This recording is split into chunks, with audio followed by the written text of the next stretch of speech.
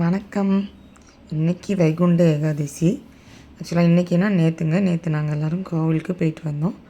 இது எந்த கோவில் அப்படின்னு பார்த்தீங்கன்னா, ஸ்ரீபெரும்புதூரில் இருக்க ராமானுஜர் கோவில். நம்ம போகும்போது கரெக்டாக பெருமாள் புறப்பாடாகி வெளியில் ஊர்வலத்திற்காக போகிறாங்க. இது உற்சவர் மூர்த்தி. இப்போ நம்ம இதுக்கப்புறம் உள்ளே போனோம்னா ராமானுஜர் சேவிக்கலாம். ஆதிசேஷ பெருமாள் இருப்பார். அப்புறம் எத்திராஜவல்லி நாதவல்லி தாயார் இருப்பாங்க. அப்புறம் ராமர், அப்புறம் ஆண்டாள் எல்லாருமே இருக்காங்க அங்கே. இதுக்கு இப்போ நம்ம புறப்பாடாகி போயிட்டுருக்காங்க. இது ராமானுஜருடைய கோயில். அதனால் அவரை பற்றி கொஞ்சம் நம்ம தெரிஞ்சுக்கலாம். ஆக்சுவலாக ராமானுஜர் பிறந்த இடம் தான் இந்த ஸ்ரீபெரும்புதூர். இங்கே இவர் இருந்து பெருமாளுக்கு நிறைய கைங்கரியம் பண்ணி பெருமாளோட அனுகிரகம் நிறையா பெற்று திருச்சியில் போய் ஸ்ரீரங்கம் கோவில் கட்டுறதுக்கு ரொம்ப முக்கிய காரணமாக இருந்தார் ராமானுஜர்.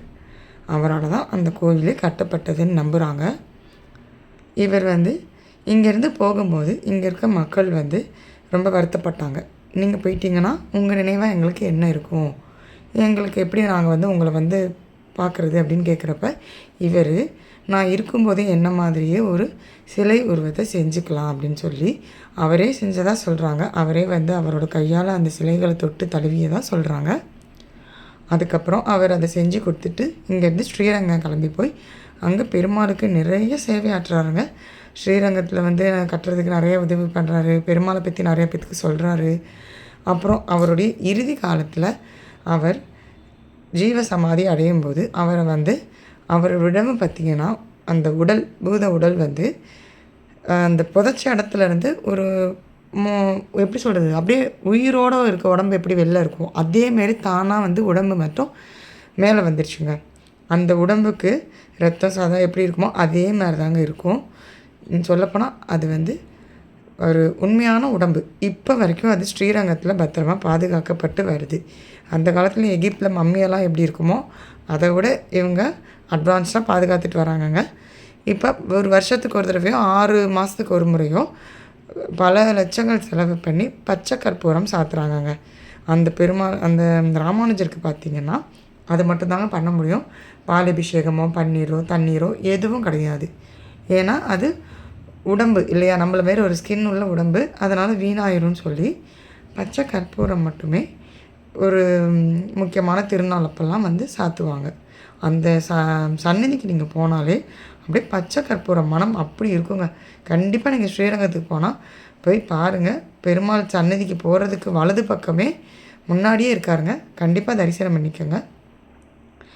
அப்புறம் அவரை பற்றி இன்னொரு இன்ட்ரெஸ்டான விஷயம் சொல்லணும்னா, அவர் ஸ்ரீரங்கத்தில் இருக்கும்போது அவர் யாசகம் பண்ணி தான் உணவு உண்ணுவார். அப்போதைக்கு அங்கேருந்த ஒரு பொண்ணு அவங்கள பார்க்குறாங்க. பார்க்கும்போது இவர்கிட்ட நம்ம உபதேசம் வாங்கிக்கணும் அப்படின்னு நினைக்கிறாங்க. அந்த பொண்ணு எங்கே இருந்தாங்கன்னா ஸ்ரீரங்கத்தில் மங்கம்மா தெருன்ற இடத்துல இருந்திருக்காங்க. அவங்க தினைக்கும் அவங்க யாசகம் பண்ணுறப்ப பார்த்து அவர் மேலே ரொம்ப பக்தி, அளவு கடந்த பக்தி கொண்டு அவருக்கு தினைக்கும் உணவளிக்கிறார். ஒரு நாள் உணவளிக்கும்போது அப்போ சொல்கிறாரு, அந்த அம்மா கேட்குறாங்க, என்னென்னா நான் என்னோடய கணவர் வீட்டுக்கு போக வேண்டிய நேரம் வந்துருச்சு, உங்கள் ஞாபகார்த்தமாக எனக்கு ஏதாவது கொடுங்கன்னு. அப்போ இவர் சொல்கிறார், என்கிட்ட எதுவுமே இல்லைம்மா அப்படிங்கிறார்.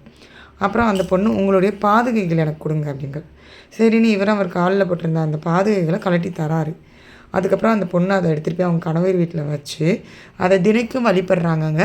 அதுக்கு உணவு, அதாவது என்ன சொல்ல, நெய்வேத்தியம். அவங்க சாப்பிட்ற சாப்பாடெல்லாம் ஃபஸ்ட்டு அந்த பாதுகைகளுக்கு காட்டிட்டு தான் இவங்க சாப்பிட்றாங்க.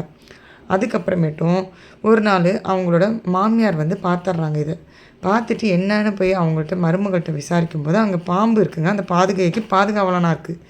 அந்த பாதுகையை பற்றி சொல்கிறதும் அவங்க அதை எடுத்து நல்ல முறையில் வழிபட்டு அவங்க வீட்டில் மாட்டி வச்சுருந்தாங்க. அது இப்போ வரைக்கும் ஸ்ரீரங்கத்தில் மங்கம்மாள் தெருன்ற ஒரு மடத்தில் இன்ன வரைக்கும் ராமானுஜர் அந்த காலத்தில் அவருடைய உண்மையான கால்களில் போட்டிருந்த அந்த பாதம் இன்றைக்கும் இருக்குங்க. அதை நீங்கள் போனால் பார்க்கலாம். ராமானுஜரோட இன்னொரு பெருமை என்னென்னா, அவர்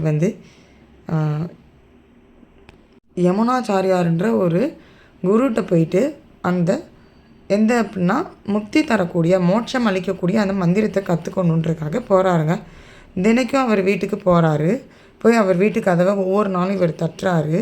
அப்போது அவர் வீட்டுக்குள்ளேருந்து ஒரு குரல் வருதுங்க, யாருன்னு கேட்குறப்ப நான் வந்திருக்கிறேன் அப்படின்னு ராமானுஜர் சொல்கிறாரு.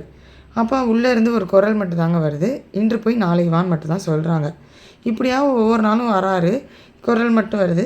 அப்புறம் ஒரு நாள் ஆழ்ந்து யோசிக்கிறப்ப தான் அவருக்கு தெரியுது, நான் அப்படின்ற வார்த்தையை நம்ம பயன்படுத்தக்கூடாது அப்படின்னு.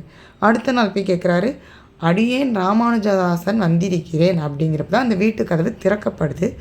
அவருக்கான அந்த பதில் கிடைக்க போகுது. அதே அவர் டைரெக்டாக சொல்லலைங்க, அவருடைய சிஷ்யர், அந்த யமுனாச்சாரியாரோட சிஷ்யர் மூலயமா, அவர் யாருன்னா பெரிய நம்பி, அவர் மூலியமாக சொல்லப்படுது அந்த மந்திரம்.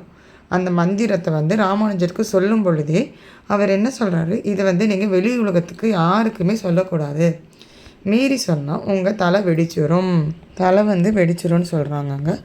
சரி நம்ம இதை கற்றுக்கலான்னு சொல்லி அவர் சரின்னு சொல்லி அவர் அந்த முக்திக்குரிய மோட்சம் கிடைக்கக்கூடிய அந்த மந்திரத்தை கற்றுக்கிறாரு.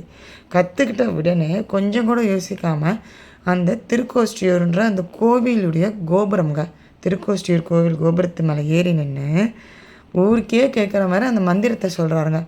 அந்த அற்புதமான மந்திரம் என்ன அப்படின்னா, ஓம் நமோ நாராயணா. அந்த 8 எழுத்து மந்திரம் ஓம் நமோ நாராயணா. இதை சொன்னதுமே அந்த அவருடைய சொல்லி கொடுத்த அந்த குருவுக்கு கோவம் அவர் சாபம் விட்றாருங்க. இந்தமாரி நான் சொன்னதை மீறி நீ சொல்லிட்ட, உன்னோட தலை வெடிச்சு போட்டும் அப்படிங்கிறார். அவர் சொல்கிறார், பரவாயில்ல, நான் தப்பு பண்ணி நான் நரகத்துக்கு போனாலும் பரவாயில்ல, இதை தெரிஞ்ச மக்கள் கற்றுக்கிட்டு சொர்க்கத்துக்கு போட்டு முக்தி அவங்களுக்கு கிடைக்கட்டும், கடவுள்கிட்ட பெருமாள்கிட்ட நேராக போகட்டும் அப்படின்ற ஒரு நல்ல எண்ணத்தில் அவர் சொன்னார். அதனால் அதை பார்த்து பரவாயில்ல, சுயநலம் இல்லாமல் உனக்கு ஒன்று ஆனாலும் பரவாயில்ல, மற்றவங்க நல்லா இருக்குன்னு நினைக்கிறேன்னு சொல்லி அந்த மோட்சத்துலேருந்து அவருக்கு விமோச்சனமும் கிடச்சிதுன்னு சொல்கிறாங்க. நம்ம இவ்வளோ பெருமைகள் ராமானுஜருக்கு இருக்குங்க, இன்னும் நிறையா இருக்குங்க. நீங்கள் நேரில் அந்த கோயிலுக்கு வந்தீங்கன்னா தரிசனம் பண்ணிட்டு போங்க. இது உங்களுக்கு பிடிச்சிருக்குன்னு நினைக்கிறேன். இந்தமாரி உங்களுக்கு இன்ட்ரெஸ்டிங்கான வீடியோ ஏதாவது வேணும்னா கண்டிப்பாக சொல்லுங்கள். அப்புறம் நாளைக்கு நியூ இயர், அடுத்த வருஷம் பார்க்கலாம். ஹாப்பி நியூ இயர், பாய்.